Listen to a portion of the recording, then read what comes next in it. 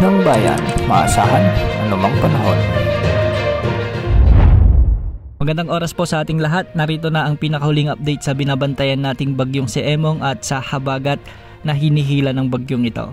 Samantala si Bagyong Dante naman ay nakalabas na sa ating area of responsibility kaninang hapon. Huling namataan ang sentro ni Bagyong Emong sa coastal waters ng Burgos, Pangasinan. Ibig sabihin malapit na ito sa kalupaan at posibleng dumaplis ang mga outer rain bands nito sa bahagi ng western part ng Pangasinan. Taglay pa rin nito ang lakas ng hangin na umaabot sa 120 km per hour malapit sa gitna at pagbugsong umaabot sa 150 km per hour. Sa kasalukuyan, kumikilos ito ng silangan timog silangan ng mabagal o almost stationary. Halos hindi ito kumikilos, ngunit sa mga susunod na oras ay asahan na kikilos na ito ng hilagang silangan. Kung makikita natin sa ating satellite animations ay medyo compact o hindi masyadong malawak ang kaulapang sakop ng bagyong ito dahil meron lamang itong 150 kilometers na diametro mula sa gitna, ngunit huwag nating maliitin ang mga pag-ulan at pagbugso ng hangin na dala ng bagyong ito. Sa ngayon, nakataas na ang tropical cyclone wind signal number 4 sa hilagang kanlurang bahagi ng La Union at ang kanlurang bahagi ng Pangasinan. Signal number 3 naman sa buong Ilocos Sur, sa timog kanlurang bahagi ng Abra, ang kanlurang bahagi ng Mountain Province, ang kanlurang bahagi ng Benguet, ang nalalabing bahagi ng La Union at ang nalalabing bahagi ng Pangasinan. Signal number 2 naman sa buong Ilocos Norte, Babuyan Island, Apayao, ang hilaga at ang kanlurang bahagi ng Cagayan, Kalinga, ang nalalabing bahagi ng Mountain Province, Ifugao,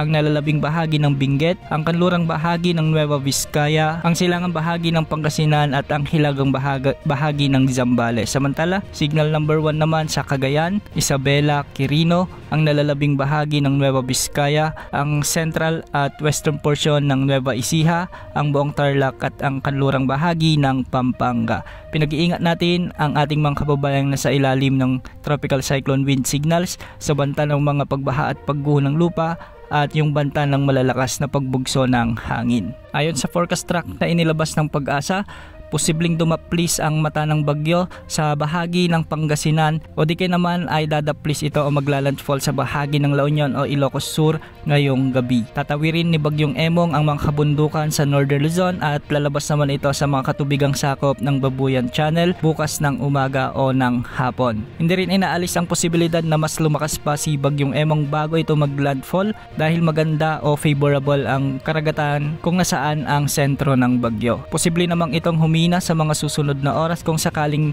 tumama ang sentro nito sa Pangasinan at maging severe tropical storm na lang ito bago muling tumama sa may La Union o Ilocos Sur sa mga susunod na oras. Sa mga kababayan natin sa Pangasinan, La Union, Ilocos Sur, Ilocos Norte, Abra at Apayao, maging ang Cagayan ay maghanda na po dahil malalakas na pagbugso ng hangin at malalakas na pagbuhos ng ulan ang inaasahan sa mga susunod na oras. At para naman sa lagay ng ating panahon, ngayong gabi hanggang bukas ng umaga ay asahan ang mabagyong panahon dulot ni Typhoon Emong sa Ilocos Region, Cordillera Administrative Region, Batanes at Cagayan. Posible ang banta ng mga pagbaha at pagguho ng lupa lalo na kung may mga umiiral na matitinding pagbuhos ng ulan. Mapanganib ang dalang hangin ng bagyong ito kaya mag-ingat po sa mga lugar na nabanggit. Para naman sa nalalabing bahagi ng Cagayan, Zambales, Tarlac at Nueva Ecija ay magkakaroon naman ng mga malalakas na pagulan at pagbugso ng hangin dulot din ni Bagyong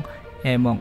Samantala habagat naman magdadala ng mga pag-ulan sa Metro Manila, Calabarzon at ang nalalabing bahagi ng Central Luzon. Para naman sa Mimaropa, Bicol Region at Western Visayas ay may mga pabugso-bugsong pag-ulan naman dulot ng habagat kaya hindi pa rin inaalis ang banta ng mga biglang pagbaha at pagguho ng lupa. Samantala sa nalalabing bahagi ng Visayas ay magiging maulap din ang mga papawirin na may mga kalat-kalat na pagulan at thunderstorms dulot pa rin ng habagat. At magiging bagyang maulap hanggang sa maulap naman ang mga kalangitan na may mga isolated rain showers and thunderstorms sa buong Mindanao dulot ito ng habagat. Samantala matataas na pag-alon ang inaasahan ngayon sa kanlurang baybaying sakop ng Southern Luzon dahil posible mga pag-alon hanggang 5.5 meters para naman sa nalalabing baybayin ng Central at Southern Luzon ay posible mga pag-alon hanggang 3.4 meters. 2.5 meters naman ang inaasahang mga pag-alon sa nalalabing bahagi pa ng ating bansa. Samantala may gale warning naman na nakataas sa kanlurang baybaying sakop ng Central at Southern Luzon. Dulot ito ng monsoon or habagat at may gale warning din sa northern at eastern seaboards ng Northern Luzon. Dulot naman ito ni Bagyong Emong, kaya mag-ingat po ang lahat. Yan munang lagay ng panahon. Ito po ang weather update ng bayan, maaasahan anumang panahon.